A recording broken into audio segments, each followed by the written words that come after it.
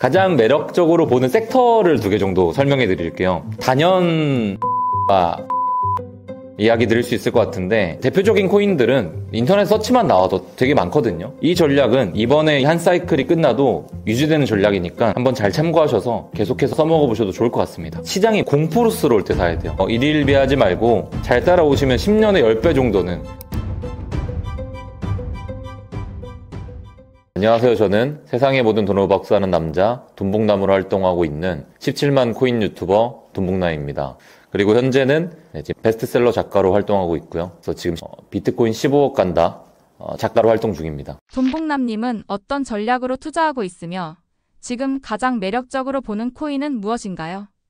저는 일단은 비트코인과 알트코인은 투자하시는 분들이 분리해서 접근해야 된다고 생각하고, 저조차도 분리해서 생각하고 있는데 각각 전략이 좀 다르거든요. 그래서 먼저 비트코인의 전략부터 좀 설명해드리면은, 비트코인의 경우는 사이클이 끝나면 장기적으로 비축하는 전략을 구사할 생각이에요. 비트코인은 4년마다 반반기라는 사이클이 있고 4년마다 찾아오는 불량이라는 사이클이 있거든요. 그때 이후에는 이번에 제가 말씀드렸던 대로 올해나 내년 초까지 비트코인 100개를 모은다 그랬잖아요. 이번에 모이는 비트코인은 예전에는 비트코인을 팔았거든요. 단기적인 매매 목적이 아니라 최소 10년 이상 장기 보유할 생각이고요. 아까도 말씀드렸듯이 비트코인은 점점점 시간이 지나면서 디지털금 그리고 디지털 부동산 가치 저장 수단으로 자리를 잡고 있을 겁니다. 그리고 기관 투자자들의 관심도 지속해서 증가할 거고요. 그래서 특히 이번에 비트코인 ETF 승인 후로부터는 기관들이 비트코인을 보유하려고 하는 방식이 좀 달라지고 있거든요. 그래서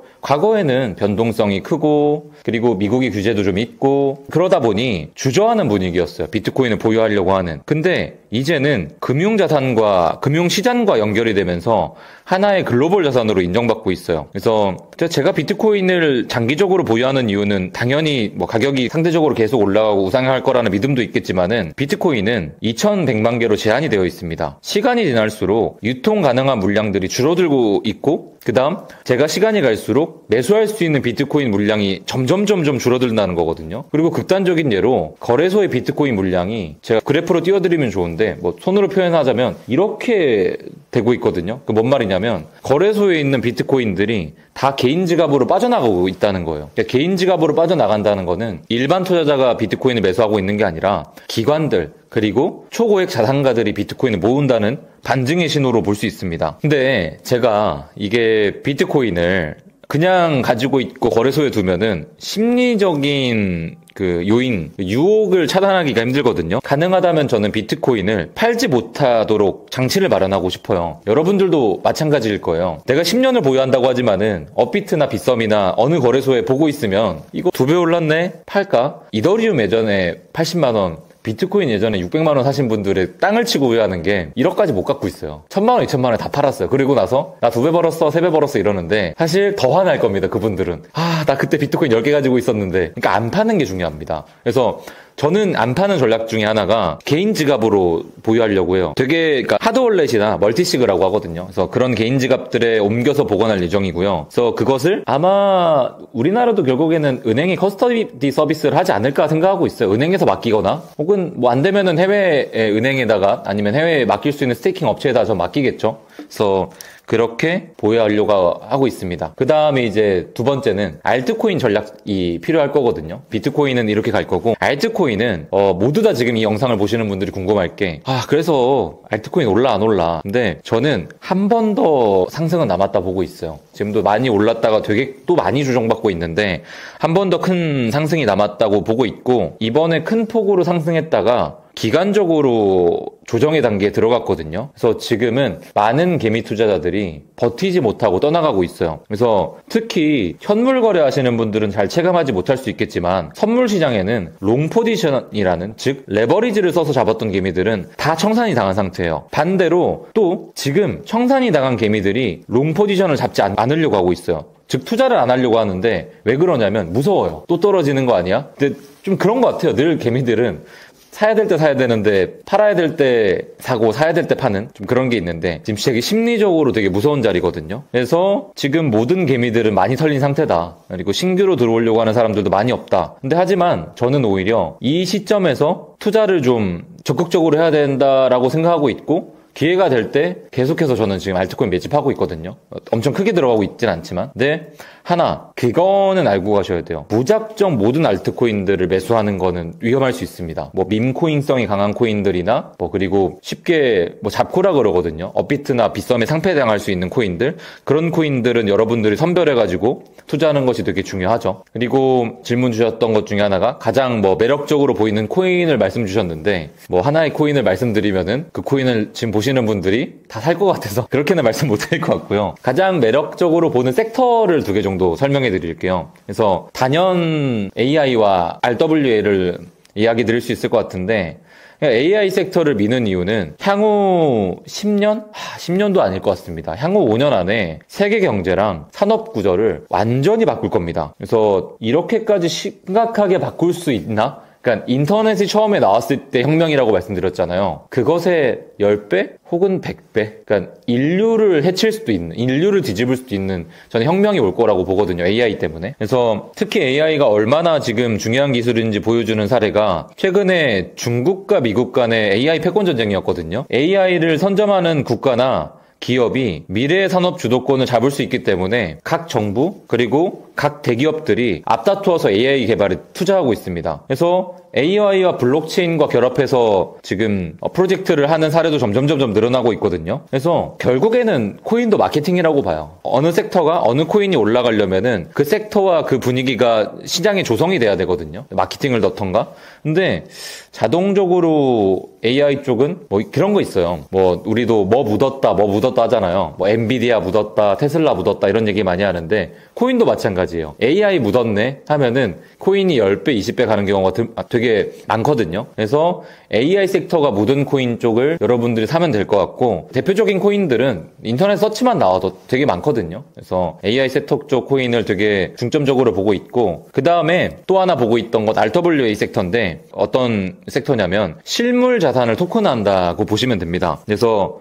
정통 금융 자산을 블록체인화 시켜서 토큰화해서 거래하게 만드는 거거든요. 그래서 보통 부동산이나 채권 같은 거는 실물 자산을 거래하거나 유동화하는 과정이 복잡하고 비용이 되게 많이 들어요. 근데 블록체인을 활용하면은 실물 자산을 온체인에서 빠르게 거래할 수 있어요. 그러니까 자산의 유동화가 쉬워지고 글로벌 투자자들도 접근할 수 있겠죠. 무슨 말이냐면요. 제가 엄청 쉽게 설명을 해드릴게요. 강남에 1000억장의 빌딩이 있어요. 그러면 두 부류가 투자하기 힘들 겁니다. 첫 번째는 소액 투자자들. 자산이 10억밖에 없어. 물론 10억이 되게 많은 건데 나 저거 한 5억만 투자하고 싶은데 이 대출이 안 나오잖아요. 1000억짜리 빌딩을 사려면은. 그리고 두 번째는 해외에 있는 사람. 강남에 저 1000억짜리 빌딩 투자하고 싶은데 투자하려면 여러 가지 적으로 고려해야 될 게 되게 많잖아요. 근데 이걸 RWA로 토큰화 시키면은 이게 토큰화 시켜서 거래소에 올려놓으면 쉽게 거래가 되는 거예요. 이해하기 편하게 1000분의 1로 쪼갠다고 쳐볼게요. 그러면은 지금 1000억짜리 부동산을 1000분의 1로 쪼개면 하나당 코인이 1억이라는 거거든요. 그리고 말씀드렸듯이 부동산은 10년 동안 두세 배는 오른단 말이죠. 특히나 강남에 1000억짜리 빌딩은 웬만하면 잘 안 떨어지기도 하고요. 근데 내가 안 떨어질 건 아는데 살 수가 없는 거잖아요. 근데 1000분의 1로 쪼개서 거래소에 올렸다 칠게요. 그럼 어떤 게 가능하냐면 제가 한 두세 개는 살 수 있는 거예요. 그리고 값이 20, 30%가 급등하면은 근데 잘 못 팔잖아요. 빌딩 20, 30% 팔았다고 그거 매도해버리면은 세금이 더 많이 나오거든요. 재반적으로 고려할 게 많은데 세금도 없어요. 어느 정도 나중에 제도화되면은 그 세금은 물리겠지만 근데 세금뿐만이 아니라 유동화하기 되게 편합니다. 내가 20% 올라서 차익을 바로 볼 수 있어요. 그래서 일단 첫 번째 개인이 투자하기가 되게 쉬워지고요. 두 번째는 해외에 있는 외국인도 투자하기 쉬워요. 저 1000억짜리 빌딩 한 20개만 살래. 20억 넣고 들어오는 거거든요. 유동성 공급이 엄청 편해진다. 그렇게 보면은 부동산에 있는 분들도 되게 박수칠 일이 아닐까. 유동성 공급과 거래하는 게 되게 불편한데 부동산은. 그리고 이거는 1차원적인 생각입니다. 가장 핵심적인 건요. 대출 시장 파이가 커질 거예요. 그게 무슨 말이냐면 부동산은 가장 은행이 좋아하는 담보물이에요. 그리고 특히 1000억짜리 빌딩은 은행이 가장 좋아하는 담보물입니다. 1000억짜리 빌딩은 떨어질 일이 많이 없거든요. 핵심 상권에 있을 거고. 근데 그러면은 은행 입장에서 1000억짜리 10개 코인은 10억이잖아요. 그거 나 맡겨. 내가 그거에 상응하는 5억 대출해줄게. 이게 아까 말씀드렸던 블랙록이 이 RWA 시장에서 들어온 이유 중 하나거든요. 이 코인 시장에 들어온 이유 중 하나가 이 RWA 시장이 커지고 실물 자산들이 토큰화되기 시작하는 순간 대출 파이가 앞으로 10배? 혹은 100배 이상 커지지 않을까 생각하거든요. 그래서 제가 가장 주목하는 섹터는 AI와 그리고 또 여러분들이 희소하게 지금 생각할 수 있는 RWA 섹터입니다. 그래서 관련돼서 대장 코인들이 되게 많거든요. 그래서 그쪽 코인들을 서치해서 투자해 보시면은 좋은 수익률을 거두지 않을까 생각해 봅니다. 그래서 지금 내용이 좀 길어서 좀 축약해서 정리해드리면 저는 일단 비트코인을 장기적으로 축적하고 그러니까 최소 10년 이상 보유할 생각으로 매집할 겁니다. 그 다음 알트코인은 아직 남아있는 한 번의 상승을 준비하면서 또 거기서 투자할 섹터는 AI, RWA를 중심으로 투자할 것 같다. 그래서 비트코인은 아마 절대적으로 팔지 않지 않을까? 그리고 개인 지갑에 보관할 예정이고요. 디지털 금, 디지털 부동산의 가치를 넘어설 거라고 확신하고 있고, 그리고 알트코인은 지금 시장이 공포와 그리고 지루함과 패닉에 빠진 이 시점에 좋은 매집 타임이라고 보고 있습니다. 뭐 추가로 더 빠지지 않는다 이런 말은 아닌데 더 빠지면 더 빠질수록 제 기준에서는 매집할 타이밍이고, 그때 또 좀 더 떨어지면은 AI랑 RW 섹터가 미래의 핵심 트렌드가 될 거기 때문에 그쪽을 좀 노려보시는 게 좋을 것 같습니다. 결국에는 시장에서 승리하는 투자는 나무를 보면서 투자하는 게 아니라 숲을 보며 장기적인 전략을 유지하는 사람이라고 생각하거든요. 이 전략은 이번에 이 한 사이클이 끝나도 유지되는 전략이니까 한번 잘 참고하셔서 계속해서 한번 써먹어 보셔도 좋을 것 같습니다. 장기 투자와 단기 매매, 어떤 접근이 유리하다고 보시나요? 본인이 지금 코인 시장을 잘 모르고 초보 투자자분들은 무조건 최소 중기에서 혹은 장기 투자를 권해드리는데요. 코인 시장은 가격 변동이 되게 극변 때문에 단기적으로 접근하면은 초보 트레이더들 그리고 투자자들이 심리적으로 엄청 흔들리기가 쉬워요. 그래서 단기 매매를 시도하다가 조급한 마음으로, 조급한 판단으로 손실 보는 경우가 되게 빈번하게 발생하거든요. 제가 아까 앞전에 소개해드렸을 때 2021년도 때 단타 한번 하려다가 자산은 80%를 날렸잖아요. 그것처럼 단기적 접근은 좀 미뤄두시고, 그러니까 장기적 관점에서 접근을 할 때 시간을 우군을 삼는다 그러죠. 그래서 시간을 우군 삼아 투자하는 걸 추천드립니다. 그게 가장 안전한 전략이라고 생각하고요. 그리고 반면에 코인 시장과 혹은 나 주식 투자를 한 10년 이상 해봤어, 차트를 10년 이상 봤던 사람이야 하면은 경험을 그래도 조금 충분히 한번 해보시고 가격에 대한 움직임이 이해도가 높다고 제가 생각할게요. 그렇다면은 그럼에도 불구하고 단타를 무조건 해보고 싶어, 나는 경험이 있고 나 주식에서 10년 이상 굴렀어 하시면 저희 커뮤니티 와서 저희 커뮤니티 원들이랑 같이 소통하면서 대화하고 투자하시면 좋을 것 같아요. 저희 커뮤니티라고 하면은 코인 쪽에서 트레이딩을 되게 오래 했던 사람이 수만 명이 모여 있거든요. 카톡방도 운영하고 있고 텔레그램도 운영하고 있고 디스코드도 운영하고 있는데 본인이 입맛에 맞는 투자방들이 되게 많아요. 단타방, 중장기방, 장기방 해가지고 그런 쪽으로 좀 들어오셔가지고 투자를 좀 도움받으시는 게 좀 좋은 방법이지 않을까. 근데 사실 저도 남들이 바라봤을 때 초고수라 그러고, 그리고 이거는 작년 초 때의 자랑 아닌 자랑은 선물 트레이딩 대회 나가서 그때 참가자가 6,000명이 좀 넘었거든요. 근데 그때 6,000명 중에 제가 1등을 했어요. 대회 나가서. 그래서 잘하는 사람임에도 불구하고 전 단타를 웬만하면 안 해요. 그래서 중장기적인 인사이트로 투자하고 있기 때문에 그게 일단은 스트레스를 덜 받습니다. 그래서 고수든 초보든 중장기와 장기 마인드로 투자를 하는 거를 저는 권장해 드립니다. 그리고 그럼에도 불구하고 단타하고 싶다 하시면 저희 커뮤니티 한번 들어오시면 좋을 것 같다. 개인 투자자가 코인 시장에서 살아남으려면 반드시 알아야 할 핵심 원칙이 있나요? 일단 저의 원칙이기도 한데요. 서두에 말씀드렸듯 코인 시장은 변동성이 심하고 예측하기 어려운 시장이에요. 개인 투자자가 이 시장에서 살아남으려면 철저한 원칙과 그 다음에 신법이라고 그러죠. 심리를 관리하는 게 필수라고 저는 생각합니다. 그래서 단순한 운에 의존하는 게 아니라 명확한 기준과 그리고 전략이 필요하거든요. 그래서 다음은 제가 이야기해드릴 얘기는 코인 시장에서 반드시 여러분들이 지켰으면 하는 핵심 포인트인데요. 첫 번째, 손실을 통제하는 게 가장 중요해요. 그러니까 우리 워렌 버핏 형님이 얘기하는 게 제 두 가지 원칙을 정해 놓으셨거든요. 첫 번째가 원금을 잃지 마라. 두 번째가 첫 번째 원칙을 지켜라. 그만큼 이제 원금 보존이 중요하고 리스크 관리가 되게 중요합니다. 그래서 코인 시장에서는 손실을 통제하는 것이 여러분들이 두세 배 수익 내는 것보다 더 중요하거든요. 아무리 수익을 많이 냈더라도 리스크 관리를 하지 않고 수익을 내다 보면 단 한 번의 실수로 모든 것을 잃는 행위가 가능한 게 또 코인 시장이에요. 그래서 특히나 무리한 레버리지는 독입니다. 그래서 보통 보면은 뭐 코인 유튜버 중에 레버리지를 해서 뭐 30배, 50배, 100배 써서 나 뭐 한탕 벌었어요. 나 뭐 벌었어요. 뭐 그분들을 욕하는 건 절대 아닌데 일반인들이 할 수 없는 행위입니다. 그래서 그렇게 레버리지를 써서 투자하시면 절대 안 할 것 같고요. 그다음 또 하나 중요한 거는 이 종목 너무 좋은 것 같아. 이거 한번 몰빵해서 투자해봐. 분명히 코인 하다 보면 한 종목이 정말 사랑스럽고 이뻐 보일 때가 있어요. 근데 예전에 테라루나라고 많이 아실 내용일 텐데 시가총액 10위 안에 들어가는 20조가 그때 넘었을 거예요. 그 코인이 하루아침에 사라지는 경우가 발생했습니다. 결국에는 뭐 권도영 씨가 뭐 사기를 쳐가지고 뭐 이렇게 됐다 이런 얘기들이 많은데 뭐 그거는 사실 유무는 여기서 다룰 건 아닌 것 같고 무튼 그렇게 높은 시총의 코인도 하루아침에 없어질 수 있는 게 코인 시장이라서 한 곳에 투자하기보다는 분산해서 리스크 관리하면서 투자하는 걸 추천드리고 있습니다. 그 다음 두 번째는요. 이건 또 제가 정말 좋아하는 투자 방법인데요. 시장이 무서워할 때 사야 돼요. 그러니까 공포스러울 때 사야 돼요. 제가 저 똑똑해요. 제가 뭐 돈이 많아요. 이런 거 전혀 없고요. 그나마 제일 남들보다 뛰어난 거 하나가 공포스러울 때 잘 사요. 남들이 코인 시장 망했어. 나 팔고 나갈래 할 때 저는 오히려 그때를 기회로 봐요. 그때부터 준비해야 되겠다. 그래서 인간 지표라고 하거든요. 그래서 남들이 무서워하고 두려움에 떨 때 그때 저는 최고의 매수 기회로 보고 있습니다. 반대로 모두가 낙관적일 때 있잖아요. 그때는 그런 시장의 흐름이 보이거든요. 분위기랑.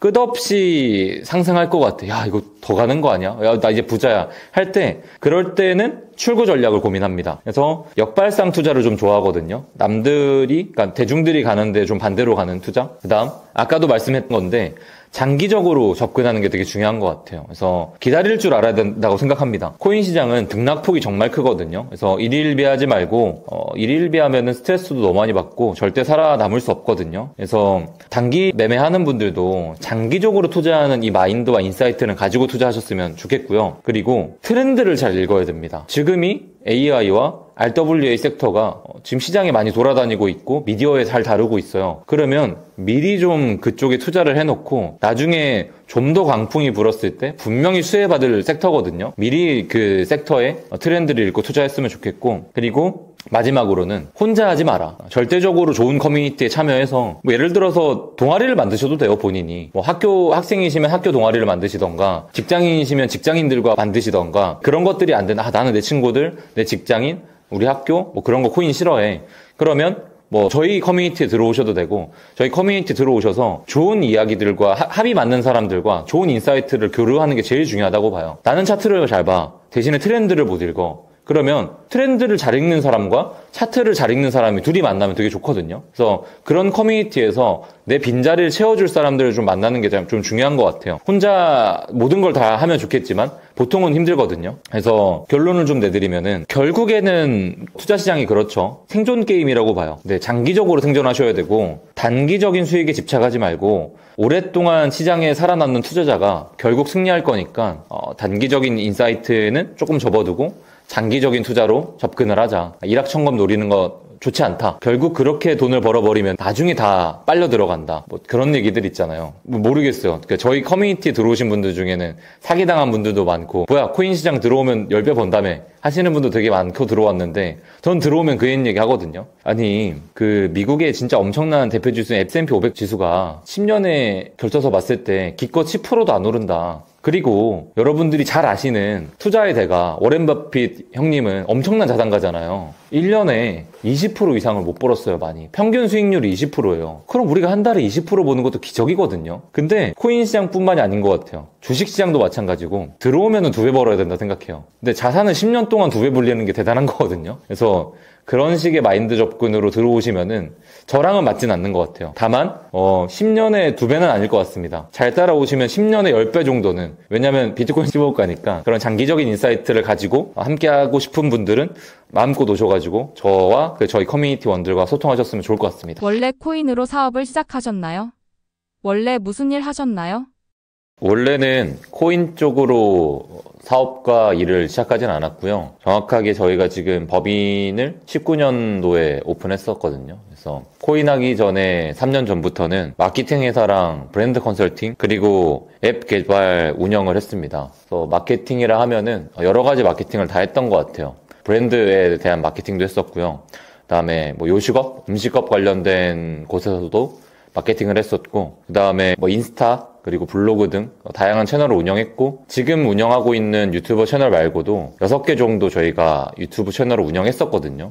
완전 좀 다른, 뭐 경제도 아닌 뭐 먹방, 그리고 제품 리뷰, 그다음에 여행, 그리고 또 여러 가지 되게 채널을 많이 운영했었고, 그다음에 앱 개발이라고 하면은 이제 플랫폼 비즈니스 있잖아요. 배달의 민족이라든지 그런 쪽으로 이제 플랫폼 비즈니스 관련된 앱을 개발하고 운영까지 그런 일들을 했었습니다. 엄청난 결단을 내리신 것 같은데 이 시장이 없어지거나 망할 것 같단 두려움은 없으셨나요? 사실 정말 확신해서 들어왔지만은 확신했음에도 불구하고 이 시장이 망하지 않을까라는 건 없었습니다. 그러니까 지금도 저는 생각하는 게 절대는 없거든요. 99.9%는 안 망할 것 같고 0.01%는 망할 수도 있다는 생각을 지금도 갖고 있지만은 이게 예전에는 이 정도까지 확신하진 않았던 것 같아요. 그 당시 들어왔을 때는 5대5 정도였던 것 같아요. 망할 수도 있을 것 같다. 하지만 내가 망하더라도 이 시장이 이 망하기 전에 챙겨 먹을 수 있는 파이가 너무 크고 벌 수 있는 수익 자체가 나는 클 것 같다라고 생각해서 들어왔는데, 근데 그 두려움을 천천히 하나하나 극복했던 계기가 좀 있었던 것 같아요. 그래서 조금씩 하나씩 설명해 드리면은, 일단 첫 번째는 테슬라 기업이거든요. 테슬라 기업이 예전 3년 전에 비트코인을 매수한 적이 있었어요. 그래서 2021년도 때 비트코인을 매수해서, 근데 그때 매수했던 금액이 2%, 1%가 아니라 그 당시 테슬라가 현금으로 유동할 수 있는 자산의 20% 정도를 비트코인 매수하는 데 썼거든요. 근데 그 당시 제가 정말 흥분해서 되게 라이브 방송 때 얘기를 많이 했던 것 같아요. 그 당시 아침 라이브가 7시에서 9시 사이 2시간을 방송을 했었는데, 적게 볼 때는 한 6,000명에서 7,000명? 동시 시청자가. 많이 볼 때는 2만 명씩 봤거든요. 그래서 그 당시에 수천 명 앞에서, 수만 명 앞에서 흥분에 차면서, 여러분들, 테슬라라는 기업이 비트코인을 매수했습니다. 그래서 되게 엄청 격변하면서, 흥분하면서 떠들었던 기억이 있거든요. 왜 그렇게 흥분을 했었냐면은, 잘 생각해 보십시오. 테슬라라는 기업이 비트코인을 투자를 했을 때에는 일론 머스크 혼자 독단적인 결단을 내릴 수 없었습니다. 그 일론 머스크가 테슬라라는 기업의 현금 유동성 자산의 20%를 썼을 때는 많은 이해관계자와 그리고 이사회와 대주주들을 설득시켰을 겁니다. 근데 그 당시에 제가 대주주로 봤던 기관 중에 하나가, 기업 중에 블랙록이 있었어요. 블랙록이라 하면은 전 세계 최대 자산 운용사이거든요. 전 세계에서 가장 많은 돈을 가지고 있는 운용사인데, 거기가 대주주로 들어와 있는데 테슬라라는 기업이 비트코인을 20%나 샀어? 이게 전 이해가 안 되는 거예요. 그들을 일단 설득시켰다는 거잖아요. 그래서 야, 이거는 이 시장은 쉽게 망하지 않겠구나, 쉽게 무너지지 않겠구나 해서 그 당시에 테슬라가 비트코인을 매입했다는 소식에 강한 흥분을 해서 그때 한 번 더 강한 확신을 얻었고요. 그 다음에 또 확신을 얻었던 거는 단연 또 비트코인 ETF 승인이죠. 그 당시에도 저는 미국이란 나라가 비트코인을 죽이거나 혹은 규제를 억압하면은 시장이 되게 쪼그라들고 오래 가지 못하고 혹은 너무 오랜 기간 걸쳐가지고 가격이 오를 거라고 바라봤었어요. 근데 미국이 ETF를 승인함으로써 미국이란 나라가 비트코인을 죽이지 않겠구나라는 강한 확신이 들었습니다. 만약 비트코인을 죽이려고 했으면은 ETF를 승인할 수가 없습니다. 비트코인 ETF를 승인함으로써 미국인들의 돈을 비트코인에 넣을 수밖에 없는 구조가 돼버렸어요. 죽이려고 하면은 그런 짓을 하지 않겠죠. 그래서 비트코인 ETF로 이제 99% 정도? 나머지 1%가 있잖아요. 근데 나머지 1%에서 채워졌던 거는 트럼프 대통령이 해리스와 대결 구조를 펼칠 때 나는 바이든 행정부가 규제했던 것들 다 없애고 암호화폐에는 친암호화폐 정책을 넣겠다. 그 다음 내가 SEC 게리 겐슬러 위원장이라고 있거든요. 되게 크립토를 규제하고 옥죄였던 분. 내가 그 양반 내 취임식 날에 내보내겠다. 실제로 취임식 날에 게리 겐슬러 의장 나갔거든요. 그리고 새로운 이제 의장을 초대하려고 하는데 지금 거론되는 분은, 그리고 거의 1순위로 지목되는 분은 친암호화폐 정책을 펼치려고 하는 분이거든요, 의장은. 근데 아마 그분이 지금 들어오시게 되면은 앞으로 크립토 쪽에 제도적으로 장치를 걸거나 크립토를 방해하는 그런 정책들은 아마 하진 않을 겁니다. 그래서 앞으로 좀 더 알트코인이라든지 비트코인이라든지 유동성이 공급되고 시세가 분출될 거라 생각하는데, 이제 트럼프 대통령 후보가 그런 얘기를 해서 이거 만약에 트럼프 대통령이 되면 대박 나겠는데? 근데 실제로 대통령이 됐잖아요. 그 뒤로 어떤 일들이 또 일어났었냐면, 트럼프 형님이 지지하는 걸 떠나서 가족이, 아들들이 코인 사업을 해요. 근데 이제 최소한 이제 자기네 가족들이 코인 사업을 하는데 암호화폐 규제를 선택을 하진 않을 거잖아요. 그리고 또 점점점 이제 결정적으로 더 이제 이 시장의 확신 두려움이 전혀 없어진 거는 트럼프 코인이 나왔습니다. 이게 지금 유튜브로 접하는 분들은 에이 트럼프 코인 설마 한나라의 미국 대통령이 오피셜하게 트럼프 코인이라는 자기 코인을 만들었겠어? 라고 지금 하시는 분들 계신데 심지어 업비트에는 오피셜 트럼프라고 적혀있는 진짜 오피셜한 트럼프 코인이 나와 있고요. 심지어 아무 가치도 없는 밈코인이라 부르는 밈코인으로 출시가 됐습니다. 그래서 쉽게 생각하면은 우리나라 대통령이 밈코인 만들어서 업비트 빗썸에 상장시킨 거랑 똑같이 보시면 됩니다. 그래서 그 당시 때 트럼프 코인에 16조 자산이 몰렸고요. 시총이. 트럼프 대통령의 자산이 6조가 넘지 않아요. 그러니까 자기 자산의 3배가 되는 규모의 자산이 트럼프 코인에 몰려 있습니다. 그래서 아마 트럼프 대통령은 돈 많이 벌었겠죠, 그걸로. 그래서 여러 가지 종합해 봤을 때 이 시장은 무너질 수가 없다. 지금 한 나라의 대통령, 그리고 일본도 아닌 러시아도 아닌 중국도 아닌 미국이란 나라의 대통령이 자기가 코인 찍어서 발행해서 팔고 있고, 그리고 지금 관계자들 암호화폐 인사들로 다 채우려고 하고 있고, 결정적으로 미국은 선거를 덕망과 이런 걸로 하는 나라가 아니라 돈으로 하는 나라예요. 돈이 많으면 선거에서 이길 확률이 되게 높아집니다. 근데 그 당시 때 암호화폐 선거 자금이 되게 많이 모였어요. 그래서 앞으로도 후보들은, 다음 대통령들은 친암호화폐 정책을 펼칠 수밖에 없습니다. 왜? 암호화폐 인사들이 대통령한테 다 암호화폐를 기부를 해요. 그렇기 때문에 앞으로도 이런 분들 계시거든요. 그러면 트럼프 끝나면은 다 끝나는 거 아니야? 일단 트럼프 때는 암호화폐 쪽은 엄청 올라갈 거고요. 그 뒤로도 올라갈 수밖에 없는 건 선거 자금은 암호화폐 쪽 선거 자금이 엄청 많이 몰린다. 그래서 후보들은 친암호화폐 정책을 낼 수밖에 없다. 라고 보고 있어서 일단 유일하게 망하게 할 수 있는 것은 미국이란 나라였는데, 근데 지금 미국이란 나라가 비트코인에다가 자금을 엄청 넣고 있고, 그리고 미국이란 나라의 대통령이 지금 자기네 코인 만들어내고 자기네 가족이 코인 사업하고 있다. 그래서 망할 수가 없다. 네. 그런데 어쩌다가 코인으로 사업을 바꾸신 거죠? 이게 이야기하면 좀 많이 긴데 창피한 일 수도 있고, 그 당시에는 되게 부끄럽고 창피하고 힘들었거든요. 근데 지금에서는 너무 특별하고 너무 감사한 일이고, 그리고 그 일이 있었기 때문에 저희 구독자분들이나 투자하는 분들한테 되게 큰 조언을 드릴 수 있었던 경험이 하나 있는데, 2021년도였을 거예요. 근데 그 전에 저는 코인 투자를 17년도 때부터 코인 투자를 했었거든요. 그래서 17년도 때 돈을 잘 벌었고, 그때도 한번 불장이란, 흔히 말하는 불장이죠. 그래서 불장이란 사이클 한번 맛보고, 그 불장 맛본 다음에 또 나갔어요. 또 나간 다음에 되게 열심히 또 일을 했습니다. 제가 19년도 때 법인을 세웠다고 말씀드렸으니까 19년도 차부터 되게 이제 여러 사람들 많이 만나고 되게 열심히 일을 하던 찰나에 10년도 때 다시 예전 17년도 때 같은 그런 느낌들이 좀 오는 거예요. 이거 또다시 한 번 더 코인 시장이 출렁이겠는걸? 그래서 운이 좋게 20년도 초반에 다시 또 들어옵니다. 그러니까 코로나 빔 있잖아요. 그 이후에 제가 다시 또 이 시장에 들어오기 시작하거든요. 근데 그 당시에 빗썸에서 거래를 했고, 그때도 되게 알트 트레이딩으로 돈을 되게 잘 벌었었어요. 그러니까 지금도 그런 좀 눈은 있는데, 이전에도 흔히 말하는 주식으로 치면 잡주라 그러죠. 세력들이 좀 묻어있는. 그런 코인과 그런 주식들을 잘 발견해서 초기에 잘 들어갔어요. 근데 운이 좋게 그 코인을 순환적으로 몇 번씩 먹었거든요. 그래서 이 코인 A라는 코인을 먹고, 그다음 이 코인을 먹은 다음에 B라는 코인을 또 먹고, B라는 코인에 들어가서 또 먹은 다음에 C라는 코인을 먹고. 근데 돈 버는 건 되게 기분이 좋고 행복했는데, 돈을 벌고 난 뒤 제 모습을 보니까 정말 하루 종일 핸드폰을 보고 있는 거예요. 핸드폰을 하루 종일 보고 있고, 난 사업을 해야 되는데 사업하는 미팅 도중에도 테이블 밑에서 핸드폰을 꺼내서 오늘은 얼마가 올랐지? 그러니까 이런 걸 하는 거죠. 그러다 보니까 트레이딩은 트레이딩도 잘 되지만은 제가 하던 점점점 이제 조금 지체되고 정체돼야 된다고 해야 되나? 집중이 잘 안 되니까 제가 단호하게 결단을 좀 내립니다. 어떻게 결단을 내리냐면, 그때 모든 이제 그런 잡코인들, 그러니까 알트코인들을 다 정리를 해서 비트코인에다가 다 몰아 넣어요. 근데 그 당시 때 비트코인이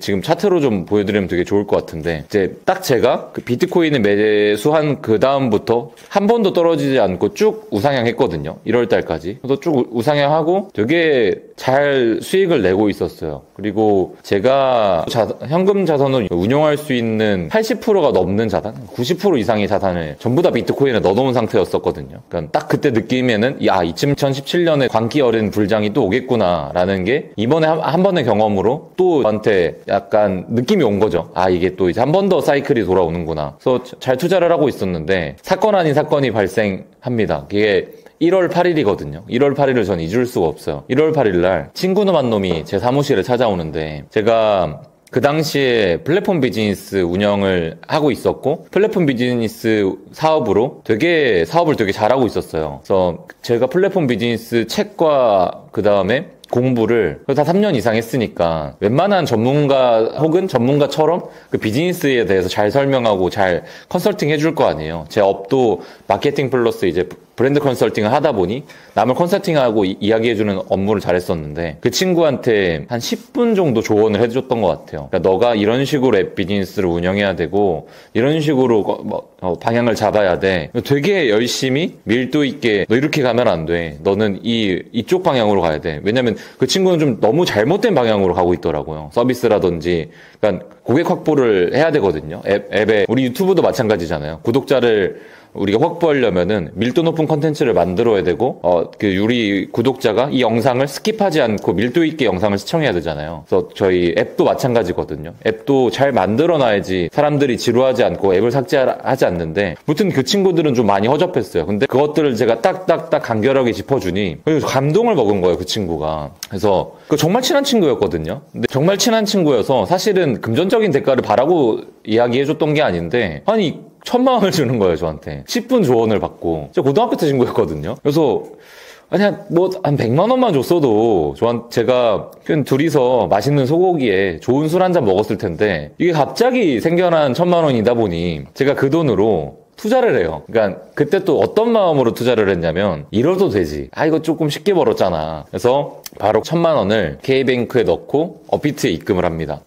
업비트에 입금을 해서 이걸 비트코인을 사기에는 좀 그런 거예요. 사실 수억이 그 비트코인에 들어있었거든요. 근데 이제 티도 안 나고 1,000만 원을 좀 더 사기에는 비트코인이 티가 안 나니 알트코인을 건드려 보는데 그 알트코인이 타자마자 10%가 급등하는 거예요. 그래서 지금 영상을 보고 계시고 지금 듣는 PD님도 생각하시겠지만 저는 딱 이거다. 이걸 알트코인을 잠깐만 먹고 나오자. 그래서 그랬던 것 같아요. 지금은 초보 투자자 분들의 흔한 실수라고 말할 수도 있는 거고, 아니면 이제 투자 경험이 적은 분들의 실수라고 말할 수도 있는 건데, 사실은 초보 투자자도 아니었고, 제가 트레이딩 경험이 없던 사람도 아니었거든요. 무려 17년도 때부터 21년도 때까지 트레이딩과 투자를 쭉 이어왔던 사람이라 초보는 아니었던 것 같은데 그런 것 같아요. 그냥 욕심? 그리고 욕심이었던 것 같아요. 지금 보면은. 그래서 이것 봐라. 투자한 지 1시간 만에 20%가 오르니까 그래. 내가 이거 잠깐만 들어가서 10%만 먹고 나오자. 왜냐면 예를 들어서 제가 한 2, 3억을 투자했을 때 10%만 먹어도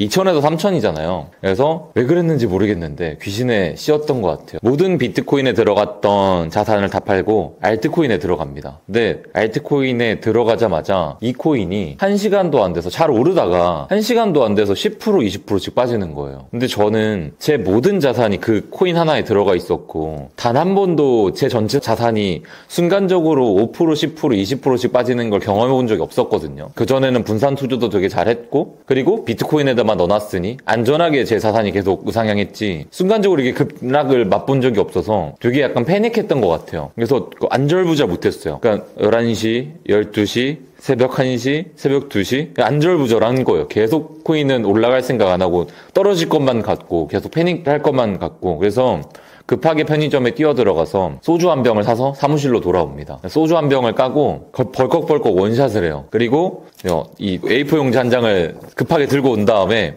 막 10개명을 1. 비트코인만 거래한다. 2. 알트코인은 거래하지 않는다. 3. 쉽게 돈 번 돈 쉽게 나간다. 어렵게 벌고 어렵게 쓰자. 이렇게 하면서 막 10개명을 쓰는데 그 당시에. 그리고 새벽 3시, 4시 됐던 것 같아요. 안 되겠다. 팔고 잠을 자자. 이러고 매도하고 잠을 들어요. 저의 그 따끔한 체벌이죠. 그냥 손실 너가 따끔하게 보고 너가 잘못했으니까 그렇게 한순간에 쉽게 돈을 벌려고 했던 너 자신을 반성하고 손실 보고 나가자. 그리고 이제 잠에서 일어나는데 그달 10시쯤 됐을 거예요. 제가 평균 출근 시간이 새벽 6시에서 늦어도 8시 전에는 출근하는 사람이거든요. 그 당시에 직원이 그래도 한 10명 있었는데 직원들이 되게 걱정을 했어요. 아니 우리 대표님이 지각도 안 하고 매번 주말마다도 일하는 사람인데 오질 않네. 근데 제가 소파방에서 잠을 들었거든요. 그 사무실에. 근데 그 소파방에서 소리를 지르면서 제가 일어나는 거예요. 그래서 이런 소리를 질렀는데 그 핸드폰을 쳐다보니까 팔았던 알트코인이 그대로 제 평단가에 와 있는 거예요. 그래서 손실 봤던 것보다 더 기분이 나쁘고 짜증났던 것 같아요. 그래서 다시 또 들어갔어요. 그냥 그래 내가 지금 이거 손실 봤는데 이렇게 손실 보고는 내가 끝낼 수 없다. 다시 또 조금 들어가서 뭐 10% 20%라도 만회시키고 나오자. 근데 또 들어가자마자 몇 시간 흘러서 30%가 또 떨어진 거예요. 그래서 뭐 그렇게 왔다 갔다 페닉셀하고 다시 사고 페닉셀하고 다시 사고 해서 그 당시에 제 전체 자산 80% 정도가 넘는 자산이 한 번에 삭제가 됐습니다. 그러니까 그 당시에 지인들과 나중에 알게 된 사람들의 말로는 자기였으면은 이상은 제정신으로 못 살아갈 것 같다라고 하더라고요. 왜냐면 제가 몇십 년, 20년 넘게 모은 자산이 한순간에 80, 90%가 날아간 상황이었거든요. 그래서 저 또한 제대로 된 생활을 제대로 할 수 없었던 것 같아요. 그러고 나서 점심에 부대찌개집 가서 저랑 제일 오래된 직원이랑 해서 부대찌개집 간 다음에 부대찌개 시키고 부대찌개 한 입도 못 먹었던 것 같아요. 소주 2병 먹고 사무실 들어가면서 편의점 들러서 맥주 4캔 사서 사무실 들어가서 또 맥주 먹고 7시 8시쯤에 또 퇴근해서 소주 한 4병 사들고 집에 가서 또 소주를 먹고 그걸 3, 4일 반복을 했던 것 같아요. 그래서 계속 악순환으로 출근은 계속 했지만은 출근해서도 일에 손에 잡히지도 않죠. 그 당시 직원의 말로는 1분꼴로 깊은 한숨을 계속 쉬었대요. 그냥 사무실에서 그냥 계속 그 세상 다 잃은 사람 마냥 1분꼴로 깊은 한숨을 쉬었고 그리고 간혹가다 욕설이 좀 들렸고 자기네 귀에서 무튼 그리고 3, 4일 페인처럼 지나다가 4일째 되던 날 제가 침대에서 눈을 뜨는데 그러니까 허공을 바라보면서 그런 생각을 해요. 봉남아 너가 지금 돈을 잃은 건 알겠는데 예를 들어 너의 눈을 하나 포기할 테니 다시 너의 돈을 모든 잃었던 자산을 다 복구시켜 줄까? 그렇게 물었어요. 근데 제가 힘든 거 아픈 거를 지인들과 가족들한테 단 한 번도 털어내 본 적이 없거든요. 근데 그러다 보니까 그 당시에도 누구한테 말하기 좀 그랬던 것 같아요. 그러다 보니 내 스스로한테 물어봤어요. 근데 안 되는 거예요. 눈이 더 소중하지. 내가 지금 이 벌었던 자산이 뭐라고 이걸 포기해야 돼? 그래서 다시 또 물어봤습니다. 그래, 눈은 너가 소중할 수 있으니 팔 하나를 그럼 포기할래? 당연히 그것도 안 되는 거예요. 그러면은 그래, 팔은 너무 또 소중할 수 있으니 그럼 손목 하나를 포기하겠니? 당연히 그것도 안 되고 그래, 그럼 너 손가락 2개는 되니? 그것도 안 되는 거예요. 그럼 손가락 하나로 치자. 근데 손가락 하나조차도 안 되는 거예요. 그리고 다시 물어봤어요. 그럼 넌 대체 뭘 잃었니? 당연히 정말 소중한 자산이고 내 돈인데 뭐 소중한 사람은 당연히 잃지도 않았을 뿐더러 내 귀중한 신체 그 어떤 거 그 모든 것 하나 잃은 게 없는 거죠. 그래서 그때 그냥 스스로 귀신같이 한 8, 90% 멘탈이 회복되고 당연히 사무실 갈 때는 술 안 사들고 그 당시 딱 일어나서 딱 샤워하고 사무실에 출근해가지고 다시 이전처럼 정상적으로 일을 했어요. 그래서 그리고 나서 내가 이 투자시장에 나가는 거 너무 분하고 억울하니 정말 투자라는 게 무엇인지를 공부해봐야 되겠다 하고 하루에 많게는 8, 9시간 정도? 적게는 최소 3, 4시간 이상은 여기 크립토 시장 그리고 이 투자 시장에 대한 공부를 했던 것 같습니다. 그리고 나서 제가 2, 3개월 뒤에 어느 카페에 앉아서 커피를 딱 한 잔을 해요. 그리고 제 자신을 바라봤어요. 아니 또 어느새 예전에 2020년도 때 알트코인 트레이딩 하는 거 마냥 코인에 또 너무 시간을 많이 쓰고 있는 거예요. 투자에 대한 그리고 경제 지식에 대한 금융에 대한. 근데 제가 그 당시 금융 유튜버는 아니었잖아요. 제가 다른 그 마케팅 회사와 컨설팅 회사와 그다음에 앱 개발 운영하는 회사를 운영하고 있던 사람이지 제가 코인 유튜버는 아니다 보니까 이러다가는 또 그 당시와 똑같은 일을 저지르겠다. 그래서 고민을 좀 했던 것 같아요. 그래서 제가 아까 말씀했듯이 이전 소개했을 때 제가 채널을 되게 많이 운영했었거든요. 근데 그 중에 하나가 밥을 먹는 채널이 하나 있는데 그걸로 제가 한 달에 2, 3천만 원씩 수익을 냈었어요. 근데 그 당시에 제가 그 밥을 먹는 채널을 왜 운영했었냐면은 밥 먹는 시간이 너무 아까운 거예요. 그래서 제가 밥을 먹을 때 같이 창출을 할 수 있으면 얼마나 좋을까. 내가 평생 밥을 먹어야 되는데 그래서 시간이 아까워서 했던 채널이고 그 채널이 잘하다 보니까 이제 돈을 벌었던 채널인데 마찬가지로 그런 개념으로 이 유튜브도 접근했었습니다. 그래서 어쩌다 코인을 하게 됐냐의 이제 최종 질문의 답변은 그렇게 하루 종일 공부를 하다 보니까 이것을 나만 알고 있으면 너무 아까운 거예요. 물론 이 지식으로 내가 돈을 벌고 하는 것도 되게 좋은데 그래서 그때 스타벅스에 딱 앉아서 유튜브 해야 되겠다. 유튜브 못하는 사람도 아니고 월요일 날 편집자를 한 명 고용을 합니다. 그래서 편집자 고용하고 화요일 날 그 편집자랑 의논해서 나 이렇게 영상 만들어서 콘텐츠 만들 테니 너가 이렇게 딱딱딱 컷 편집해서 효과 넣어서 올려줘 하고 3시간 만에 첫 영상이 나왔던 것 같아요. 제 지금 채널 들어가 보시면은 첫 영상이 그 영상입니다. 근데 지금 보면은 진짜 잘했다고 느끼고 좀 허접하다고 느끼는데 무튼 그 영상이 3시간 만에 나온 영상이거든요. 그래서 그렇게 채널 운영을 하게 됐고 제가 유튜브 개설한 지 4일 만에 구독자 4만을 찍어요. 그래서 되게 급속도로 운이 좋아가지고 엄청 크게 성장했던 그때 제가 되게 아쉬웠던 게 뭐였었냐면 그 닷컴 버블 때 인터넷 붐이 확 일어날 때 있잖아요. 그럴 때는 제가 주도적으로 시장을 이끌고 사업할 수 있는 나이가 아니었거든요. 그때 너무 애기였고 그 다음에 아까도 말씀드렸던 플랫폼 비즈니스 하는데 그때 또한 저는 고등학생의 20대 초반? 그러니까 되게 사회 초년생이었어서 플랫폼 비즈니스에 대한 자각을 할 수 없었어요. 사업으로. 근데 이제 어느덧 어느 정도 사회 경험도 되고 금전적인 여유도 생기고 뭔가 경험이 많이 쌓였는데 초기 시장인 곳을 발견할 수가 없었던 거죠. 다 깃발을 다 꽂아서 있던 사람들이 많았고 사업 분야에는. 근데 딱 그때 느낌이 들었습니다. 코인 시장, 즉 이 크립토 시장이 초기 시장이겠구나. 내가 여기에 강한 베팅을 하면은 여기서 큰 파일을 내가 얻을 수 있겠구나. 그래서 그 당시에 잘 나갔다고 말할 수도 있을 것 같아요. 왜냐면 수익이 되게 괜찮았어요. 직원들 월급 주고도 더 많은 돈을 제가 회사에 쌓아놓고 있었기 때문에. 그래서 근데 그 회사를 전부 다 스탑하고 직원도 전부 다 이제 사정 말하고 직원들한테도 이야기했죠. 내가 이 코인 쪽으로 다 피보팅을 하려고 하는데 같이 따라오겠냐. 근데 당연히 이제 직원들은 대표님 마케팅하고 여러 종 컨설팅하고 앱 개발 운영하시다가 코인이라뇨. 저희는 코인은 아직도 사기라고 생각합니다. 이거 시장 없어질지도 모르고. 그래서 거의 대부분은 직원 나가고 일부 직원 남은 친구들과 이제 돈복나 채널을 운영하면서 지금까지 이제 비즈니스 하고 있습니다. 그래서 어쩌다 보니 이렇게 코인을 하게 됐고 또 사업을 바꿨던 이야기를 좀 드렸습니다. 지금 비트코인 가격이 1억 5천만 원 정도인데 이 가격이 왜 유지되고 있는지 말씀해 주세요. 예전 같으면 이렇게 피크를 찍고 가격이 방어되지 못하고 쭉쭉쭉 내려왔을 것 같은데 지금은 여러 가지 상황 때문에 가격 방어가 된다고 보고 있거든요. 일단 첫 번째로는 지금 가격을 올린 건 일반 개민과 개인 투자자가 아닌 기관들과 기업들 그리고 심지어 나라가 동원해서 비트코인 가격을 올렸다고 해도 무방하다고 보고 있습니다. 앞선 1부 때 이야기 드린 미국에 대한 이야기를 좀 해야 할 것 같은데요. 일단 미국의 소형태도 변화가 첫 번째일 것 같아요. 그래서 최근 미국 정부가 그리고 또 규제 기관이 비트코인을 포함한 암호화폐를 바라보는 시선이 보다 긍정적으로 변화하고 있거든요. 그리고 제도권 내에서 비트코인을 활용하는 움직임이 활발해지고 있고요. 시장의 신뢰와 투자의 매력도를 동시에 높이는 거거든요. 그래서 가장 큰 건 미국의 수용태도 변화다. 첫 번째로는 정책 변화와 규제 완화 움직임이 있던 이유인 것 같습니다. 가격 변화 방어를 하고 있는 거는. 그래서 아까도 말씀드렸던 트럼프 행정부에서 규제 완화를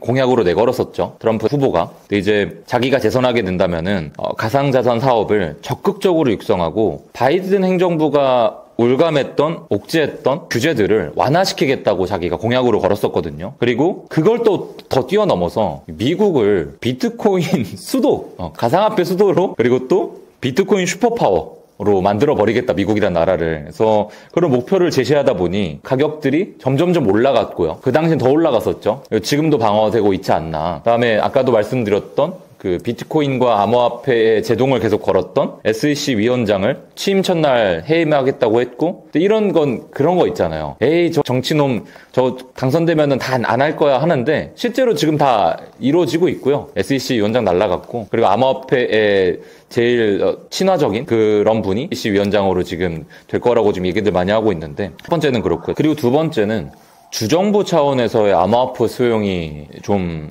적극적인 것 같아요. 그래서 텍사스주에서 비트코인 보유 추진을 하고 있거든요. 그래서 텍사스주는 비트코인 채굴 업체들에게 비트코인으로 세금을 낼 수 있게끔 그런 방안을 고려하고 있습니다. 예전에 채굴 업체들은 세금을 내려면은 일단 비트코인을 팔아서 지불했어야 됐잖아요. 그럼 아무래도 비트코인에 대한 매도 압력이 증가하거든요. 근데 그걸 비트코인을 내라, 그냥 우리 비트코인 받을게. 그래서 저는 되게 혁신적이라고 보고 있어요. 비트코인을 세금을 낸다. 그래서 이를 통해서 주정부가 디지털 자산을 직접 보유하는 움직임을 캐치할 수 있겠죠. 그래서 이는 비트코인이 공공 영역에서도 주요 자산으로 인정받고 있음을 간접적으로 반증하는 계기가 되지 않을까. 그다음 세 번째, 연방 차원에서의 비트코인 보유 법안 추진하고 있거든요. 그래서 암호화폐 투자자라고 하면 잘 아실 신시아 루미스 상원 의원이 전략적 비트코인 법안 추진을 지금 내밀고 있습니다. 그래서 와이오밍주 신시아 루미스 상원 의원은 미국 재무부가 비트코인을 전략적 자산으로 보유하기 위해서 전략적 비트코인 비축 체제를 구축하고 향후 5년간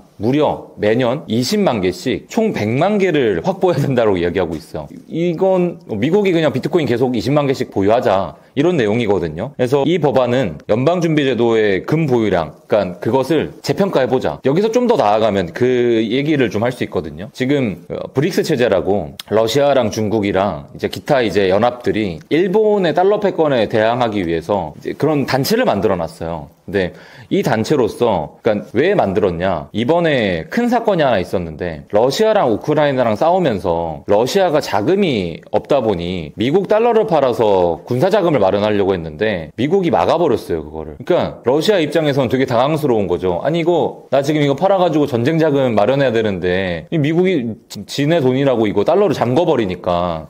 그래서 중국이랑 러시아랑 다른 나라랑 좀 합쳐가지고, 야, 이거 우리 이러다가 나중에 미국이란 나라가 지네 수틀리면은 달러 잠궈버리고 이랬을 때 우리가 왜 달러 보유하고 있냐, 탈달러 하자. 그래서 자기네들끼리 연합단체에 뭐 화폐를 만들거나 혹은 금을 많이 보유하라는 움직임을 가지고 있거든요. 그래서 최근에 러시아랑 특히 중국이 금을 엄청 미친 듯이 샀어요. 지금 금값이 차상 최고치 찍고 있잖아요. 그 이유는 중국이 엄청 금을 사재기 하고 있습니다. 반면 그러면 미국은 뭘 하고 있냐, 중국 쪽에서 금에 대한 포지션과 그걸 늘려가고 있으면은 반대 포지션을 가져가야 되거든요. 그래서 지금 비트코인을 선택한 것 같아요. 미국은 금을 팔고 비트코인을 사자라는 이야기가 나오고 있습니다. 실제로 금을 팔려고 하고 있고 비트코인이라는 자산을 비축하려고 하고 있거든요, 미국이란 나라가. 나중에는 이렇게 돼버리면 미국이란 나라가 금을 버리고 비트코인을 선택했을 때 엄청나게 가격이 급등할 수 있겠죠. 사실 1억 5천 방어하고 있는 거는 방어의 수준이 아닌 것 같아요. 지금 올라가는 거를 누군가 누르고 있는 거지 사실 계속 더 올라가야 된다. 제가 볼 때는 이제 이런 연방 차원에서의 비트코인 법안 추진으로 이런 분위기로 봤을 때도 비트코인 가격은 충분히 방어할 수 있다. 그 다음 또 이제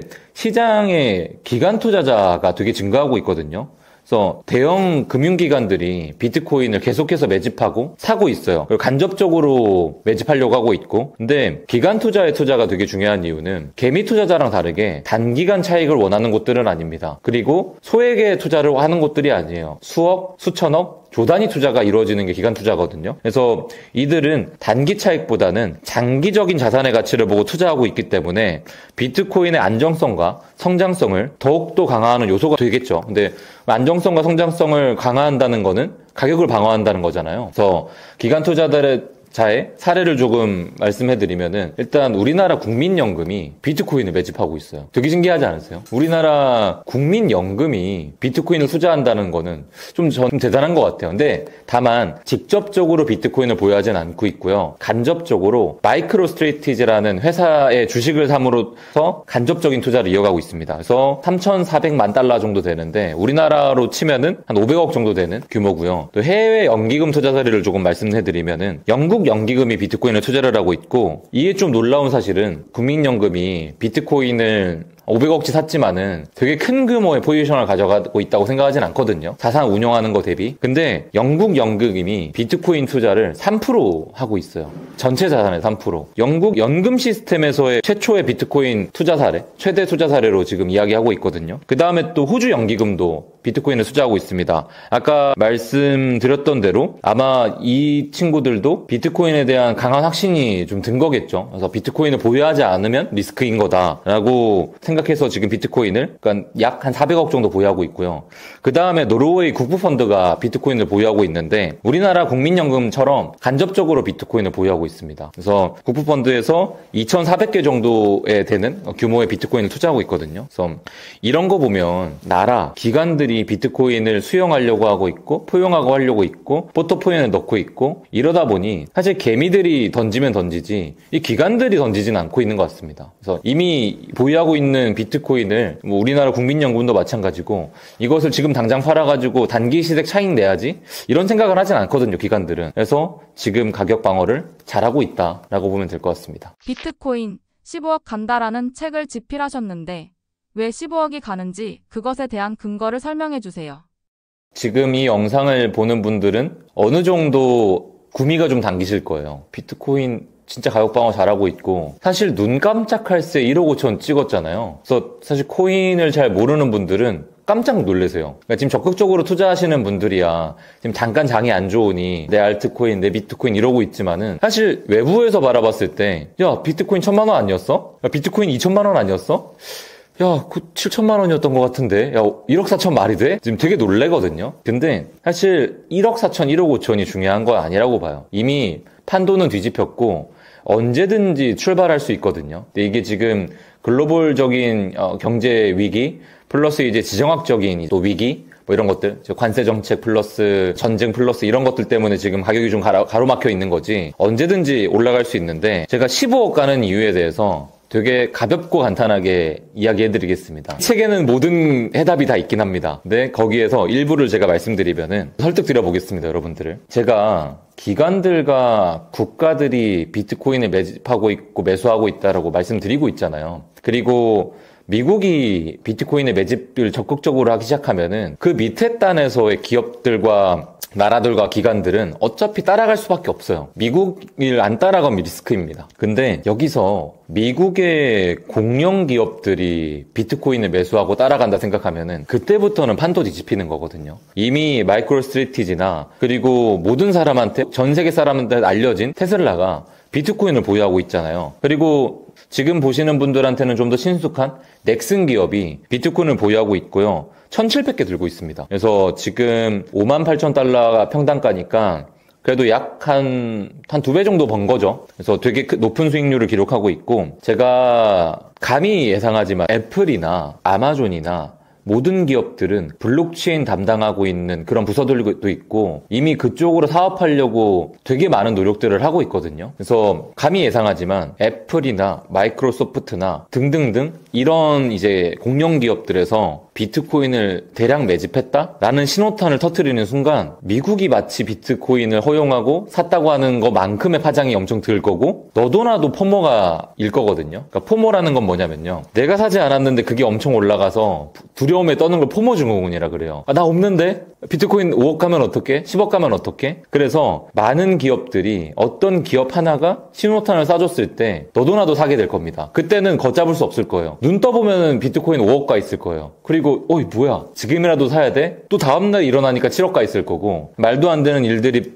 벌어질 텐데 미국 얘기하면은 지금 보시는 분들 감도 안 오시잖아요. 좀 남의 나라 얘기 같고 남의 얘기 같고 남의 나라 얘기 맞으니까. 근데 그러면은 우리나라 기업들과 우리나라로 한번 얘기를 해드릴게요. 일단 저도 법인의 대표고 제가 어쩌다 보니 오프라인 강의를 하러 나가는데 대략 규모는 제 강의를 들으러 오시거든요. 근데 일반 분들도 오시지만 자산가들이 되게 많이 오세요. 그리고 제가 법인 회사를 운영하고 있다고 말씀드렸고 스타트업 회사였는데 운 좋게 스타트업 회사 형님들과 친구들과 동생들이 200억, 300억 500억 하는 회사 대표로 성장한 친구들이 되게 많아요. 그래서 뭐 연말이나 혹은 주말에 모임을 자주 나가진 않지만은 특별한 행사가 있을 때 그 친구들을 만나서 대화를 하면은 일단 제 주변으로 다 몰립니다. 근데 이게 뭐 제가 인기가 있어서 그런 건 아니고요. 크립토 그리고 이 비트코인에 대해서 제가 되게 많이 물어봐요, 저한테. 제가 그들한테 질문을 나중에 합니다. 그래서 비트코인 살 거예요? 살 거야, 형들? 이러면은 야, 내가 다 사진 않을 건데 내가 지금 법인으로 운영할 수 있는 자산의 5% 그리고 많으면 20% 정도를 내가 할당해볼 것 같은데? 그리고 비트코인 사실은 진짜 1억 이하로는 안 빠질 것 같고 너 말대로 비트코인이 15억 하고 저는 최소를 잡는 게 15억이거든요. 최소 10년 안에는 30억 이상 간다라고 보는 자산이고 근데 너 말대로 비트코인이 20억 가고 30억 갔을 때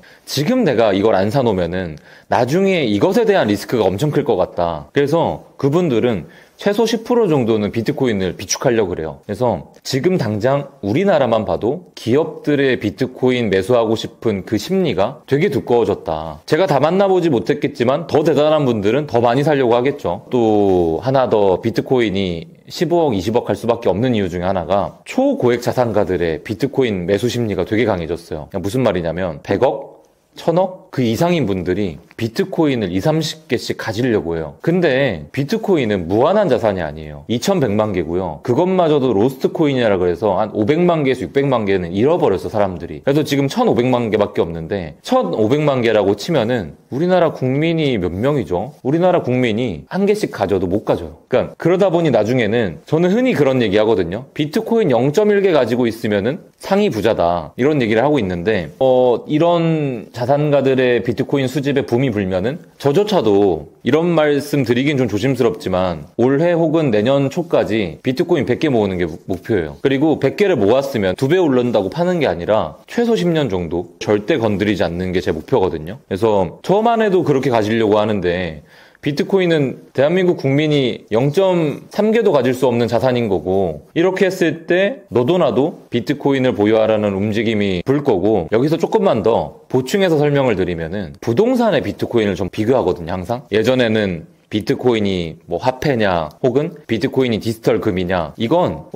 약간 하수적인 생각이라고 하기보단 좀 더 1차원적인 생각이고요. 저는 비트코인을 가치 저장 수단의 끝판왕이라고 보고 있습니다. 그게 무슨 말이냐면 지금 화폐 가치는 점점점 떨어지고 있어요. 그게 인플레이션 때문이거든요. 그러니까 물가 상승률 대비 내가 버는 내 임금이 같이 따라 올라가지 못하고 있습니다. 내가 자산을 그냥 들고 있으면 화폐로 내 화폐 가치는 계속 떨어지고 있어요. 그래서 우리는 어쩔 수 없이 적금을 넣거나 근데 적금도 물가 상승률을 못 따라가고 있어요. 그래서 적금을 넣는 게 사실 리스크입니다.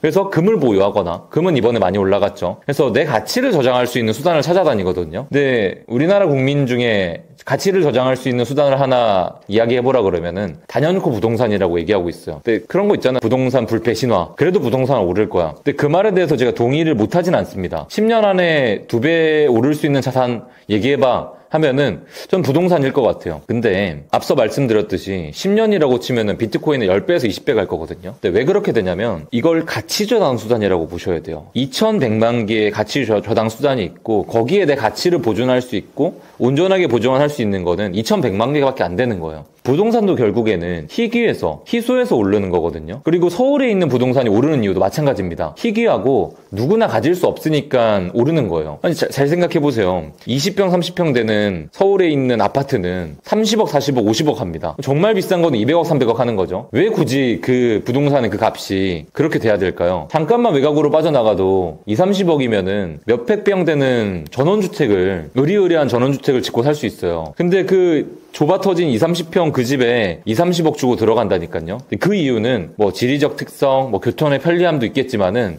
사실은 가치 저장 수단으로서의 우리는 이제 부동산을 보유하고 있다. 그거는 변하지 않을 것 같습니다. 근데 이제 점점점 시민의식이 금융에 대해서 사람들이 더 알게 될 거고 비트코인에 대해서 더 알게 될 거고 그리고 방금 얘기했던 이 내용이 제 비트코인 15억 간다에 아주 논리적으로 잘 서술돼 있거든요. 이게 비트코인은 가치 저장 수단으로서의 부동산을 넘길 수 있다. 그렇게 되면은 지금 금의 시총이 10분의 1이거든요. 전 당연히 비트코인이 금의 시총을 뛰어넘을 거라고 보고요. 그렇게 되면 비트코인이 15억 갑니다. 숫자로. 근데 금을만 뛰어넘을까? 금만 뛰어넘는다고 생각하지 않아요. 부동산에 대한 그 가치 저장 수단의 주의까지 올라갈 거고, 그렇게 되면은 비트코인의 개당 30억, 50억, 100억 이상도 가질 수 있지 않을까라고 조심스럽게 예측해요. 근데 하지만 제가 비트코인 100억 갑니다 하면은 누군가는 그럴 거거든요. 읽어보지도 않고 손가락질 할 수 있어요. 야, 저거 사기꾼이네, 저거. 말도 안 되는 소리 하네. 그렇게 손가락질 하기 전에 제가 써놓은 책을 한 번만 읽어보시고, 근데 야, 너가 이거 책 쓴 거 이거 아닌 것 같다, 이거 헛소리다 하시면은 당일 기준으로 빨리 완독해서 환불하실 생각이 있으면 제가 뭐 한번 환불할 수 있도록 한번 해볼 텐데, 근데 정말 한번 읽어보시면 좋을 것 같아요. 이제 그 15억 가는 이유를 정말 잘 서술해놔서, 그래서 15억 가는 이유는 한 이 정도로 정리할 수 있을 것 같습니다. 그럼에도 불구하고 잘 모르겠고 아직 투자를 망설이는 분들에게 해주고 싶으신 말씀 있으실까요? 제가 지금 이렇게 뭐 1억 5천 방어하는 이유, 그리고 15억 가는 이유, 그리고 15억을 넘어서 50억을 가는 이유까지도 설명을 드렸는데, 가치저장 수단이 모르겠고 강남 땅이 모르겠고 야, 나 몰라, 뭐 모르겠어 하시는 분들이 분명히 있을 건데, 저는 그러면 이렇게 설명드리고 싶어요. 사실 강남의 땅이 이렇게까지 비싸질 거라고는 그 당시에 누구도 생각을 못했을 거예요. 그건 가치저장 수단과 화폐 가치 하락, 그리고 인플레이션을 이해 못한 분이었을 것 같거든요. 마치 이런 시장이라고 보시면 될 것 같습니다. 그러니까 인터넷 초기 시장도 흡사했어요. 인터넷이 처음에 나왔고 이게 세상을 바꿀 거고, 컴퓨터가 나왔을 때 이 컴퓨터가 야, 컴퓨터 없으면 세상을 못 살아갈 거야 했을 때, 야, 뭐 컴퓨터 그거 게임만 하지, 야, 컴퓨터 그걸로 뽀로나나 보지, 뭐 컴퓨터가 무슨 세상을 바꿔. 좀 더 나아가서 이제 50대 60대 70대 형님 누님들은 더 공감하실 게, 마치 휴대폰? 그러니까 예전에 전화기를 들고 다닐 때, 야, 그 무거운 전화기 왜 들고 다니냐, 집에 전화기 있는데 집에서 전화하면 되지. 우리 세대도 마찬가지로 이제 2G, 3G, 4G, 5G로 넘어가면서 내 손 안에 컴퓨터가 생겼잖아요. 정말 급변하거든요, 세상은. 그리고 내가 눈치를 챘을 때는 그땐 좀 늦는다고 보고 있습니다. 그래서 지금 이 크립토 시장, 이 코인 시장은 인터넷 초기 시장과 흡사하다고 판단하시고, 제가 하는 얘기를 좀 더 수긍해 보려고 노력하셨으면 좋겠어요. 거부감 일으키기보다는, 그래? 나 한번 공부해 볼게. 그래, 나도 한번 공부해봐. 진짜 이거 맞는 거야? 내가 한번, 요새 또 챗GPT 잘 나와 있잖아요. 내가 GPT한테 물어본다.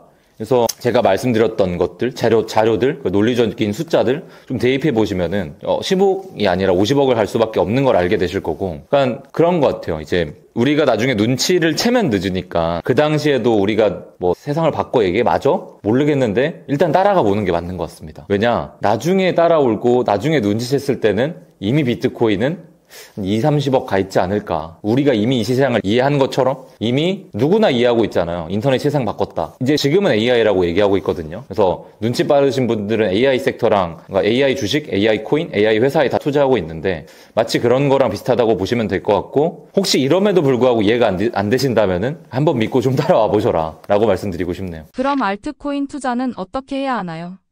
제가 예전에 그 법인회사 운영하면서 스타트업 했을 때 배경을 조금 설명드리면서 알트코인 투자에 대해서 설명드리면 좋을 것 같은데요. 제가 스타트업을 운영하면서 VC 대표님들을 되게 많이 만나고 다녔어요. 그러니까 지금 뭐 말하면은 누구나 다 알, 그 당시에도 누구나 다 알 VC였고, 알토벤처스의 김한준 대표님 앞에서도 브리핑을 몇 번 해본 적이 있거든요. 네, 그런 이제 업계 1, 2위를 다투는 그런 유명 VC들, 그리고 또 유능한 VC들 만나면은 항상 물어봤던 게 있습니다. 그러니까 어떤 걸 물어보냐면, 비즈니스 모델이 있을 거 아니에요. 내 비즈니스 모델을 그들한테 설명해서 내 투자 밸류를 측정하고 내 회사 가치를 측정하는데, 만나면은 어떤 회사예요? 뭐 비즈니스 하세요를 물어보지 않더라고요. 처음에 어떤 사람들이 있어요를 물어봐요. 그러니까 당신이 이끌고 있는 팀원들의 구성원은 어떤 출신이고 어떤 역량을 가졌고 그리고 어떤 이력을 가지고 있냐, 그걸 물어보시더라고요. 그래서 정말 당황했던 게, 한참을 설명을 했어요. 저희 직원들은 이런 친구고요, 여기서 왔고요, 이런 학교 나왔고요. 그래서 막 설명을 하면은 그 뒤에 이제 비즈니스 모델을 물어보겠구나 하는데, 그때도 비즈니스 모델 안 물어봐요. 그럼 당신은 뭐 하는 사람이세요를 물어보더라고요. 그래서 대표의 역량을 물어봅니다. 그래서 당신은 몇 시에 일어나요? 몇 시에 자요? 그리고 사업 왜 하세요? 그리고 사업해서 성공하면 뭐 할 거예요? 뭐 하고 살았어요? 뭐 이거 저의 탄생 배경과 제 가치관과 제 그런 것들을 많이 물어본 다음에, 그 마지막으로 비즈니스 모델을 물어보더라고요. 그래서 저도 알트코인 바라볼 때 그 똑같이 대입해서, 그러니까 비즈니스 모델을 맨 마지막에 물어보는 건 그건 것 같아요. 이 비즈니스 모델이 아무리 좋아도 결국에는 사람이 일하는 거잖아요. 근데 이 비즈니스 모델을 수행할 수 있는 구성원들이 충실하고 역량이 없다면 이 비즈니스 모델 수행이 안 되거든요. 마치 유튜브도 비슷하잖아요. 유튜브를 제작할 때 훌륭한 PD와 작가가 있어야지 유튜브가 흥하는 것처럼. 저도 똑같이 알트코인에 대입했어요. 알트코인 홈페이지나 백서나 이런 데 가보면은 그 대표들과 팀원들의 링크드인이 제공돼요. 이력들과 이런 뭐 경력들. 크게 투자 들어갈 때는 그걸 보고 투자를 합니다. 그리고 두 번째는 이제 대표를 봐요. 얘가 돈 벌면 틸놈인가? 어디에 뭐 유명한 어디에 회사를 나왔나? 아니면 자산이 좀 있나? 이런 것들 보고 그 마지막에 비즈니스 모델을 좀 보는 것 같아요. 그래서 비즈니스 모델 체크하고, 근데 여러분들은 이런 게 어려워요. 왜냐면 해외 사이트를 들어가야 되고, 그리고 링크드인이라는 데 들어가서 영어로 된 거 다 번역해서 봐야 되고, 좀 몰라. 나 그리고 비즈니스 모델이 뭔지도 모르겠어. 뭐 사업 나 안 해봤어. 그거 내가 본다고 내가 알아? 뭐 대표가 뭐 역량 본다고 내가 알아? 이렇게 하시면은 좀 더 간단한 투자가 하나가 더 있는데, 그건 바로 VC가 어디가 붙어 있는지가 되게 중요합니다. 그래서 어느 VC가 붙어 있느냐, 그러니까 즉 어느 투자자가 리드 투자하고 있느냐, 초기 투자하고 있냐, 이거인 거거든요.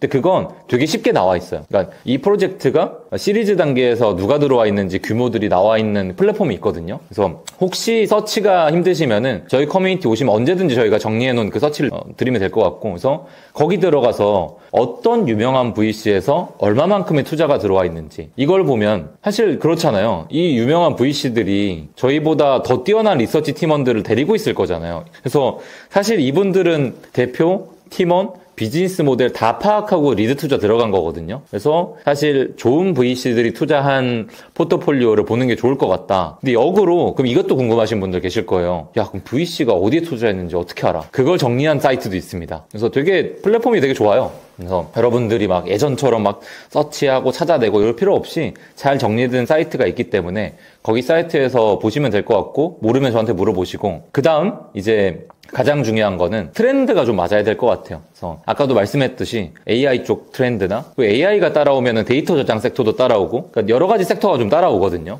그런 섹터가 투자하는 것도 중요할 것 같고, 왜냐면 작년에 밈이 되게 많이 올랐어요. 그래서 어느 정도 수준으로 밈이 유행했었냐면 20만 원 투자해서 20억 번 사람이, 그러니까 그런 것들이 퍼지다 보니까 당연히 진짜 말도 안 되는 극소수였겠죠. 그래서 밈코인이 작년에 엄청 유행했었거든요. 그래서 밈코인 투자해서 인생 역전한 분들도 많고, 그래서 트렌드 섹터를 좀 잘 읽어야 된다. 그래서 AI나 RWA가 이제 또 아마 그런 쪽이 되지 않을까 생각하고 있습니다. 그래서 좀 최종적으로 좀 정리해드리면은 아까 말씀했듯이 팀, 구성원, 비즈니스 모델 잘 파악해서 투자해보시고, 그것도 힘들다, 트렌드도 못 읽겠다 하시면은 VC가 어디에 투자되어 있는지, 그래서 VC가 투자한 포트폴리오에 코인들을 투자하는 게 제법 안정적일 거다라고 볼 수 있을 것 같습니다.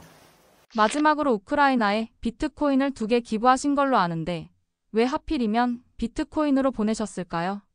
그 우크라이나에다가 비트코인 2개 보냈다 그러면은, 야, 너 뭐 착하다, 말도 안 된다, 수백억을 가지고 있어도 지금 가격으로는 3억인데 그 당시는 1억이었거든요. 근데 이제 뭐 억 단위 기부하는 건 쉽지 않을 텐데 어떻게 그렇게 했냐, 뭐 그런 생각을 하시는 분들 많고, 뭐 말들을 많이 하시는데, 일단은 기부하는 배경은 좀 그런 것 같아요. 저는 일단은 뭐 착하고 천사 아니고 성인군자 아니고, 유니세프는 15년 넘었고 기부한 지, 일단 보육원에는 매달 직원들이랑 함께 보육원 기부도 하고 있거든요. 매달 하거든요, 이거는. 근데 이제 매달 기부한 지는 거의 한 4년째. 이렇게 하는 이유는, 일단 사람은 악한 동물이라고 생각해요. 누구든지 악한 상황에 처해 있으면 악해질 수밖에 없는 게 사람이란 동물이고, 근데 그러려면은 의도적으로 좋은 거를 먹고 좋은 걸 보고 좋은 생각을 하고, 그리고 생각에서 그치는 게 아니라 좋은 행동을 해야 된다고 보고 있거든요. 그래서 일단 의도적으로 제가 좋은 사람이 되고 싶어서 억지로 하는 것 같아요. 그래서 비트코인 2개 보냈을 때 나라에다 보낸 거고 비트코인 보낸 거기 때문에 세금 공제 혜택을 전혀 못 받는데, 아무튼 이제 지금 혹시나 이 영상을 보고 계신 우크라이나 관계자분이 계시다면, 제가 그 우크라이나가 밥 매는 분도 막 김태희다 막 이런 분이 있는데, 제가 지금 5년 동안 솔로거든요. 그래서 아무튼 이번에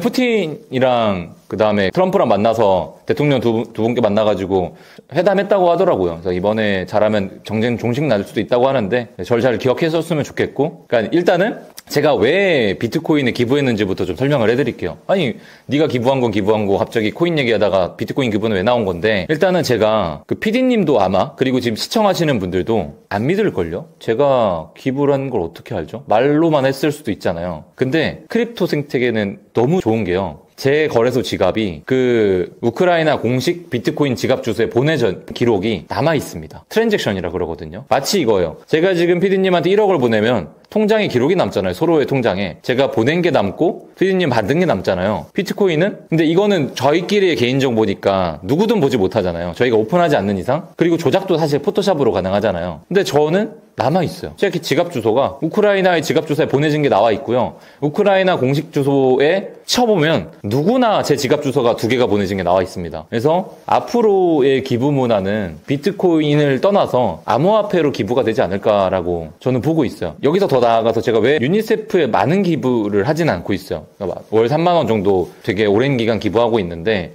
더 할 수 있는데 못하는 이유는 그런 것 같아요. 과연 내 3만 원이 갈까? 제대로 그 친구한테. 사실은 뭐 광고비, 회사 운영비 이런 거 생각하면은 당연히 빠져나갈 거거든요. 근데 그게 아니라 그 아프리카의 건너에 있는 그 어린 꼬마한테 지갑 주소만 주면은 진짜 거기다 쏘면 바로 보이거든요. 전송도 5분 안에 되고요. 그 친구한테 갔는지도 볼 수 있고요. 그러니까 모든 게 다 투명하잖아요. 그래서 지금도 기부 단체에서 저한테 연락이 많이 와요. 같이 사업해볼 생각 없냐고. 근데 전 좋은 것 같아요. 아마 기부 단체에서 블록체인 안 할 거예요. 왜냐하면 너무 투명해지기 때문에. 이 돈이 어디에 쓰여 있는지 다 보입니다. 그러니까 내가 100만 원을 기부하면은 50만 원도 채 안 가는 거를 알게 되겠죠. 그 친구가. 왜냐면 나는 그 친구한테 보내고 싶은데 중간에 용역비로 다 빠져나갈 거 아니에요. 그리고 너무 기부 단체 비리도 많고. 그래서 일단은 송금이 빠르고 그때 비트코인 그 억 단위를 보내는데 10분이 안 걸렸어요. 바로 우크라이나 그 공식 주소 지갑 주소에 들어갔고요. 그분들이 현금화할 때 1초도 안 걸렸을 겁니다. 왜 그러냐면 거기 거래소에서 팔고 자기네들 팔아서 현금화 시키면 되거든요. 그래서 앞으로 기부 문화도 비트코인으로 바뀌지 않을까 해서 다시 한번